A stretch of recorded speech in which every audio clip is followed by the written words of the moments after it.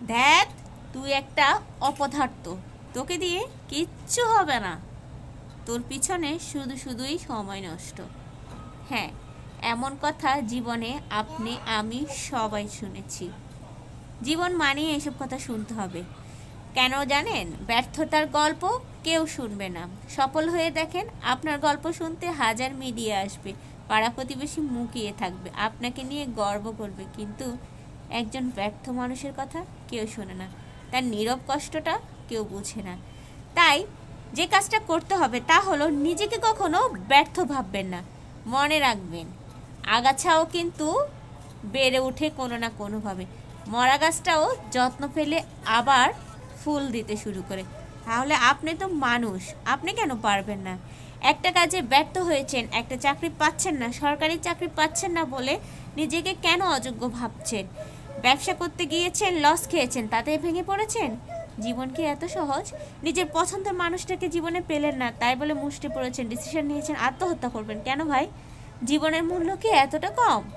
নিজেকে নিজের কাছে কখনো অযোগ্য ভাববেন না। কোন মানুষ আপনাকে অপদার্থ বলেছে, অযোগ্য বলেছে, তার জন্য নিজের বিছানায় শুয়ে শুয়ে কান্না করে না খেয়ে থেকে নিজের মূল্যবান জীবনটা নষ্ট করাটা হচ্ছে সবচেয়ে বড় বোকামি। জি হ্যাঁ, দেখুন, আপনি যদি 10 বছর পরে সফল হন, সেই মানুষটাই আবার সুখের গান গাইবে। জি হ্যাঁ, দুঃখের সময় কোনো মানুষ পাশে আসবে না, আপনার কষ্টগুলো শেয়ার করার কেউ নাই।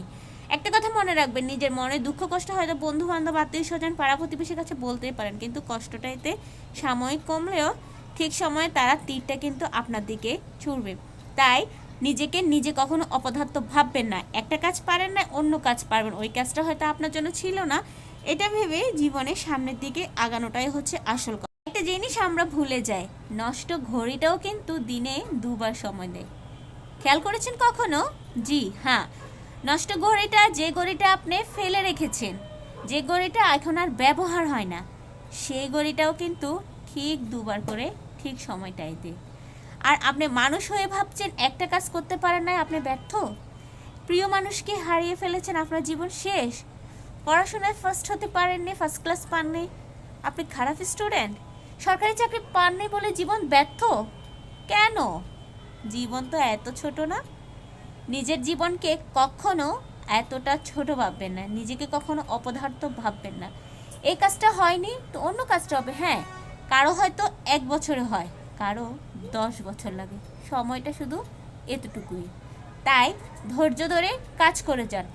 অন্য মানুষ আপনাকে এসে অপদার্থ বলছে বলে ভেঙে পড়বেন না। কিছু কিছু কথা না, মুখে না, কাজে জবাব দিতে হয়। এই টোটকা মেনে চলুন, নিজের জীবনকে সুন্দরভাবে সাজান, অন্য কিছু মাথায়ও আনবেন না, দেখবেন জীবন সুন্দর। কথাগুলো কেমন লেগেছে? আমার ভিডিও ভালো লেগে থাকলে আমার পেজটা ফলো করে দেবেন, আমার পাশেই থাকবেন। আর ইউটিউব থেকে আমাকে দেখলে অবশ্যই আমার চ্যানেলটা সাবস্ক্রাইব করে দেবেন। এতক্ষণ আমার সাথে থাকার জন্য সবাইকে অনেক অনেক ধন্যবাদ। আজকের মতো বিদায় নিয়ে নিচ্ছি, নতুন কোনো ভিডিও নিয়ে আবার চলে আসবো। ততক্ষণ পর্যন্ত সবাই অনেক বেশি ভালো থাকুন। আসসালামু আলাইকুম, আল্লাহ হাফেজ।